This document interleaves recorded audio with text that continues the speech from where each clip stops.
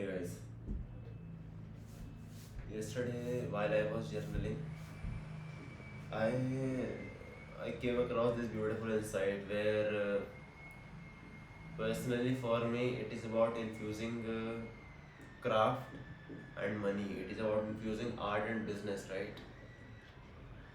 You you all want to have whatever luxuries we usually have in lives, and that requires money. And what if you can achieve what you want to achieve, the physical things, by doing what you love to do, which is your craft, right? Which is your art, which may be, let's say, hard sciences, which may be, let's say, research, which may be, let's say, something which is not art in the eyes of others, but since you love to do it, for you it is art, isn't it? And if you are able to infuse those two together, if you are able to combine art and business together, that is something that's like a jackpot you hit, right? Because we anyway have to work for the rest of our lives. Why not work on something which we like to do, and which gives value to others? And yes, the most important thing is doing what we love to do, and in the process, if we are able to build a business around it, then it is a plus. But even if that's not the case, even if you are not able to build a business around it, you should still pursue what you like, guys. You should still pursue your passion. Um, Krishnamurti says, find your talent and stick to it. Be poor, no matter, be poor, who cares, right? Of course, he may be in a situation, socio-economic, where he could say such things. It may not be possible for anyone and everyone to just pursue their passion before having some sort of safety net. But yes, guys, you we all have one lives, and we must pursue what we like. And even if we don't know our talents, we can pursue ourselves, right? We can become the best version. We can try becoming the best version of ourselves, the healthiest version, the most knowledgeable version, uh, the most humble version, the most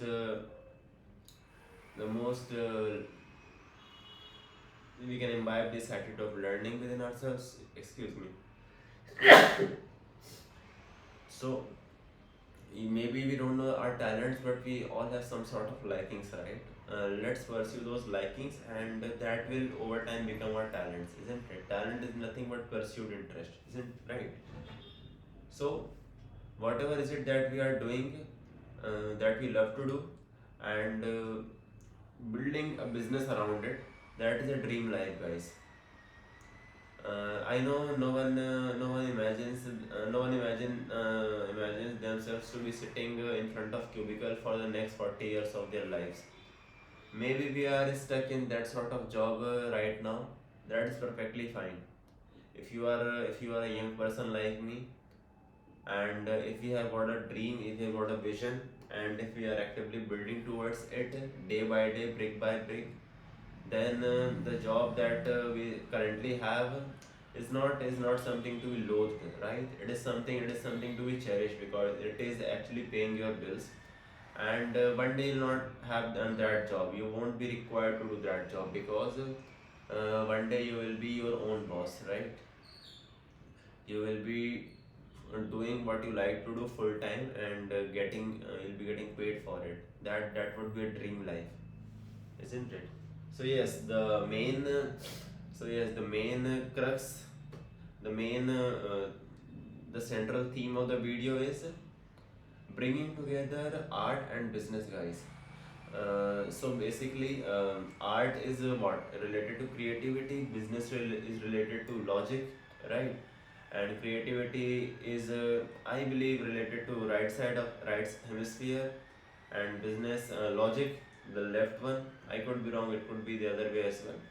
Anyway, so one belongs to one side, other belongs to the other side, and if we are able to bring those two together, that's in a way you bringing your if you're a guy, you are bringing your inner feminine out, and fusing, merging your masculine with inner feminine. That's the ultimate yoga that we speak of, right? Yoga is what? It's a union of mind and body, right? Yeah. So what is our body? Conscious mind is our body. Conscious mind, which is think of money, which thinks of security, which thinks of practicality, which thinks of business, right? So many of us are not money minded. I was not money minded at all. I still am on the way to learn those things, those skills, and when a person is not money minded, out of at times frustration says that I am not logical like you guys, I am not practical, right? Yeah, so that conscious mind at that time is not at play, isn't it? His subconscious is his subconscious is more at the forefront, and his subconscious mind, which is the one which does not care about practicality and security, which likes to do what he wants to do, right? Which is the creative stuff. So um, it becomes a merging of your subconscious with the conscious. It becomes a merging of your creative side with the logical side. It becomes a merging of your for a guy inner feminine with the masculine. So I found this insight very beautiful. And yes, since my relationship with money hasn't been positive growing up, I still struggle. I still have doubts about my dream, about my vision, as to do I really want this? Why am I running after money? Why am I running after building an media empire? But then I instantly know within that it's not me shunning the creative side out of me. It's just that maybe I have never done this type of work, which is the building of business work, which is the logical part. I've never really brought the conscious part of me, the masculine part of me within, which is the building part, right, guys? And until and unless you make your subconscious conscious, as Carl Jung says, until and unless you bring out the creative side in front.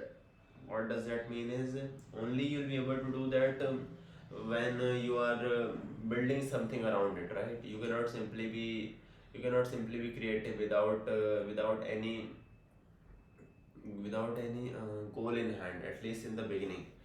In the later stages, when you are financially independent and abundant, then you can do all the artwork merely for yourself. But in the beginning, if you want to get out of your job, if you want to be financially independent, you have to build a business around your creative side, right? So that you do what you love to do and you make money out of it as well. So yes, um, fusing your subconscious with the conscious, your creative side with the logical side, your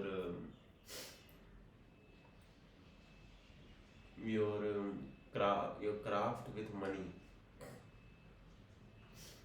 Um, most of the guys who are creative, I have seen that they like to say that no, we are not practical, we are not money minded. Everyone is money minded of a different scale, but yes, creative side, pre people, the emotional people, the ones who are not so logical, just like me, they often tend to go this path where they are like, no, I don't care about money. Although we all struggle for money at the end of the day, so it's better to acknowledge that.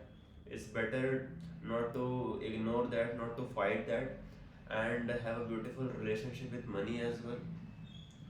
And you'll only be able to have beautiful relation with money once once you are bringing out your creative side. And it's the other way around as well. Only when you only when you bring your creative side out, will you be able to have a nice relationship with money. It's a it's a, it's a bit paradoxical to hear, but yeah, that's how it is in my eyes. And yeah, so central premise of this video is fusing art with money. And that is something most artists have this fear that if we think of money just for even for a moment, then it will corrupt our soul, it will corrupt our craft. I understand, I also have this apprehension. And this is the only apprehension which keeps artists from making money. Because somehow they have, while growing up, associated art with pain, with misery, with some sort of lack. They think the great art always emerges out of some sort of lack. And the most general lack that we know is the financial lack, right? And second thing is, we all the artists fear that even for a moment, if we think of money, if we think of leading good life, materially abundant life, then it will be a compromise with our art, with our craft. And I don't think that needs to be the case, guys. I mean, we can find so many examples which proves this point, but we can find so many examples from the other side as well. Rabindranath Tagore, right? He he was a writer, he was a thinker, he was a poet. He he was an artist. He was a true artist. I won't say he dedicated his life to art. He was art. And he came from a fairly rich family, guys. He came from a zamindar family, right? And he had a sensitive soul. He was an artist, and he created. So I love to quote this example of Rabindranath Tagore, because all the examples that we have seen, most of the examples where artists have grown up seeing facing some sort of difficulty around, and what is correlated, right? That since I was because I was poor, I my craft emerged. So we see this extremely strong correlation, but correlation is not causation. Just because two things are correlated does not mean A causes B. At least in this case, I don't think it is true at all. And this is this is extremely important for me to hear, because while growing up, I had extremely poor relationship with money. I always think money is evil. Money is the reason why people fight. People fight because of lack of money, not because of money, right? So I had to work upon this. I had to build a positive relation with money. And only now that I have it, I am able to invest my money, I am able to save my money, I am able to think of my money as investment capital rather than currency to be spent. And once I have done that, once I have made that minor tweak in my life, all other aspects of my life are drastically being changed. After that, I have become conscious of my time as well. Now I'm thinking of my time as well as an investment capital. So I have become conscious as to where my time goes. Does it compound and give something back, or is it simply for short term gratification? I have, ever since budgeting, ever since mending my relationship with money, I have gone from consumer to creator mode. I have gone from a scrawny little guy who doesn't dare to dream, because a dream means what? Abundance, and money is bound to come with abundance. So I've gone from a scrawny little guy who doesn't dare to dream. So now I dream, and I dream big. I dream the biggest of all. I dream infinite. I dream infinite. Why not? Universe is infinite. There is no lack of anything in universe for those who dare to ask. Why don't we ask? Why don't we dream? Only because our relationship with money is bad, right? And it is especially true for artists. And hence, I break that downward circle, that negative circle, where I believe that art must emerge only from some sort of lack. No, I reject that completely. Art and abundance, craft and business can go hand in hand, and I will say must go hand in hand. When people build something, some sort of product, when people build a tech, when people build product, uh, at many a times those products are not really what is required, but how they say in business, first you create a product and then create a audience for the product. So when those sort of things are done shamelessly, and here you know that your art, your craft might add value to at least one person on this planet, then why not do it? We must mend our relationships with money. We must see business as something ethical, because anyways we are dealing with business every day with our lives, right? If we are not creators, if we are not working on our own projects, if we are not working on our way to be financially independent, we are working some sort of jobs, right? Those are what? Those are businesses, isn't it? And those businesses have created jobs, and we are doing that to pay our bills. Why not do something which you like, create empire out of it, and create jobs? Entrepreneurship can be beautiful as well. Entrepreneurship can be noble as well, and for profit as well. Those things can go hand in hand.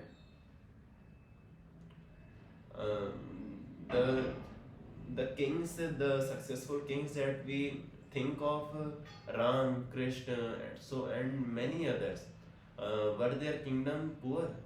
No, they were righteous being, they were virtuous beings. At the same time, they were practical beings, guys. Their kingdoms were not poor. Their pupils were not poor. We must start thinking of money as something positive. That is the thing. Why India is poor after so many years of slavery is because we have somehow associated money with evil, and now no one dares to dream. Not because we think we will fail, but because we know we are powerful beyond imagination, and if we dream, we will get it. Gautam Buddha says, whatever you desire, be extremely wary of it, because one day you are bound to get it. So if it's a negative one, you will bound to get that one as well. If it's a positive one, you are bound to get that one as well. So we don't desire because somehow deep down we know that we will get it one day. And if we get it, money is evil, so we will also be evil, right? That's why India is poor, but no more, guys, no more. We all need to start creating. We all need to go from consumer mindset to creator mindset, and most importantly, following what we love to do, sticking to it, never giving up. So this one quality, I don't remember who said it. One of a tech giant billionaire said it from US. That number one quality is perseverance, right? Grit, perseverance, sticking to it no matter what. And one day you are going to make it, because it is not something that you have to do. It is something that you love to do. And building business, like building anything else, is not easy. It does not get built in 90 days, isn't it, right? Or 6 months. No. All those clickbait titles we will build your business in 3 months, 6 months roadmap they provide you. Those are all bullshit. Those are all stupid. Those does not work. It takes time to build. It takes at least 3 years to build. It takes 3 years to build a small base of loyal audience. And once you have that small base, then your business can take off. But it takes time. It takes perseverance. So be perseverant about it, but don't stop doing what you love to do. And if you don't know what you love to do, you may be having so many interests, right? Write down all the interests. I like uh, i like watching reels about fashion. I like going out with friends to some sort of malls where there are stylish clothes, and I like to look at them, review them, whatever it is. List down all your things that you like to do, and then choose one which you love, which you like to do the most, and start doing it over and over. Start reading about it. It start doing that more often. Don't leave that. Whatever it is that you like, that is what makes our lives rich, guys. Small habits, small likes, small interests, those is what makes our lives worthy of living, right? Take that one interest that interests you the most, pursue it, and it will become talent over time. There's nothing, no such thing as talent. I used to question what is my talent, what is that I love to do, but I did not get an answer. But some days back, when my mind was quiet, in the moment of solitude, of which I've spoken in previous video, why solitude is extremely important, I got this insight from within that I have loved to read, although I've never read apart from course books. But I remember when I used to read moral science books in class 4th, I used to love that. I used to love that virtuous content. The practice of reading and practice and coupled with that virtuous content, those timeless content, I used to love that. I distinctly remember that feeling. So, so even though I haven't read extensively apart from my coursework, I have recently developed my love for reading, and from that, there emerges the craft of writing, reading, writing, and then I like to share. I like to inspire people. I like to talk about things that I have read, right? I like to instill a sense of strength in people's spirit. So this is what I like to do. Very simple. Now, is this a specialized talent? Some will say yes, most will say no. The point is, it does not matter. I like to do it, I will do it, and I will build a business around it. Only condition is I have to be perseverant. I have to be perseverant for the next 3 years at least. It is for me to build a discipline within, and outwardly it will create a solid base of loyal subscribers, not followers, subscribers who subscribes to my idea, who wants uh, whose lives are touched somehow, somewhat, by what I share, and who resonate with what I believe, what I feel, and that is enough, guys. Even if you at the end of 3 years build a small base of loyal subscribers, that is enough for you to build a business. And it takes time. 3 years, I'm saying 3 years, 3 years, it is not small. Uploading daily, at time it will feel like chore, but never forget that why you started, because you hated your job in the first place. Even if you don't hate, you don't necessarily love your job, right? You don't envision yourself sitting in front of the desk for the rest of your life. I don't, I mean, I don't necessarily hate my job, but the fact that I have to be there at certain time. I have to follow a certain process, a certain system. I have to deal with a certain set of people which I may not necessarily like. Is something which pushes me to do this more and more. There I am building someone else's dream with my discipline. Why not use that discipline to build my own dream? Right? So yeah, that's the basic premise. Fusing art and business together, fusing your subconscious with conscious together, fusing your inner feminine with masculine together, fusing yin and yang, fusing this and that, right? Basically, bringing together the two ends of duality. And maybe this is what Advait is, right? Advait, which is non-duality. Maybe this is how you reach to that, by bringing together those two extremes of duality, right? Maybe, I'm not sure, but I like this idea. And yes, creation is the ultimate nourishment for your soul. You can read all you like, you can earn all you like, you can do whatever you like, but if you are not creating, maybe for building business, maybe for yourself, but if you're not creating, your soul is not getting nourished. Creation is the ultimate nourishment for soul, so we all must create.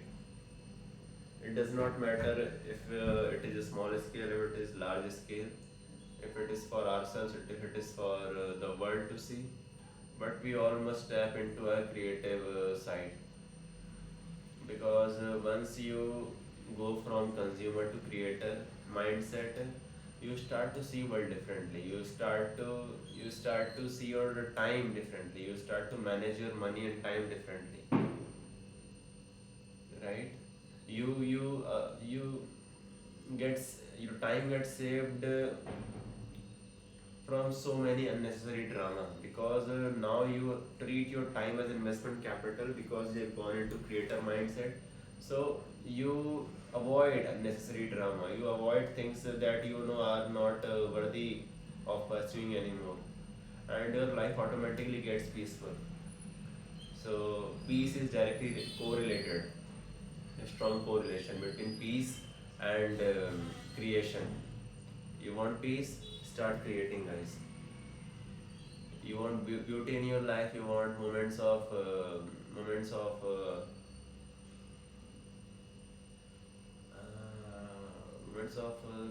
solitude, moments of love, moments of beauty.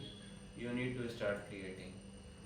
There is no other way. There is no other way. We all are made in the image of God, and God is the ultimate creator, and hence we must also create. We anyway create every day. We create value in our jobs. That is why we get paid, right? So why not create value in our own lives by building what we love to do? Let's for once give at least 3 years to build our own dreams. But side by side, you are doing your job, you are building someone else's dreams as well. That is fine. But why not start building your own dream? Because guys, let's face it, we have so much time at hand, right? Before going to job, after coming from job, we have so much time. If we don't necessarily clutter our lives with unnecessary responsibility. If you are, that is why in the previous video I said why solitude is important for young guys especially. Don't get into relationships just for the sake of it, just because you feel lonely. You don't feel lonely. You have got extra time, you have got spare time, which you think not as investment capital but as currency to spend. You think of it as investment capital and build something from using it. Don't get into unnecessary relationships, unnecessary marriage, unnecessary friendship, just because you feel lonely, just for the sake of it, just because it is trendy, just because it is on social media. No, that is not fulfilling. Believe me, I have been there, I have done that. That is not fulfilling. Yes, Samir. So, be alone, embrace solitude, don't clutter your life with unnecessary responsibility and drama, and create. Once you have given enough time into your solitude and have built something substantial that you can be financially independent, you can be financially dependent and do your creative thing full time, then you can bring other people into your lives, right? Before that, it's not worth it, because if you do that before doing this thing, which is very important for your life, for your soul, then that relationship is eventually bound to is bound to get is bound to get rough, is bound to get loveless. That is what happens, because whatever is started from a center of lack, it is bound to turn sour. So it is very important to be abundant from within, and abundance comes only from from creation. And once you start operating from abundance mindset, then only you can afford to bring others into your life, so that you don't suck their energy. Instead you give them life force rather than sucking life force from them, right? But most of our relationships, most of our yes, relationships, friendships are transactional. I'll give you this, I'll take this, right? No, that's not love. That's just mere transaction devoid of any emotion, and that is not beautiful. Don't fall in that trap. Work on yourself. Give some time to yourself. Don't be afraid of solitude, guys. Real men are not afraid of solitude, but but there are no real men left anymore around. There are only young boys who have gone to gym, become gotten big. Gym is not a bad place, but if you're operating from wrong center, even that will turn sour. And then what happens? There are young boys in the body of grown men, and then they just don't know what to do, so they get into meaningless relationships. Don't don't don't be scared to be with yourself. Don't be scared to spend time with yourself. And with that thought, I'll end this video. Embrace business, and bring them together, art and money. That's all, guys.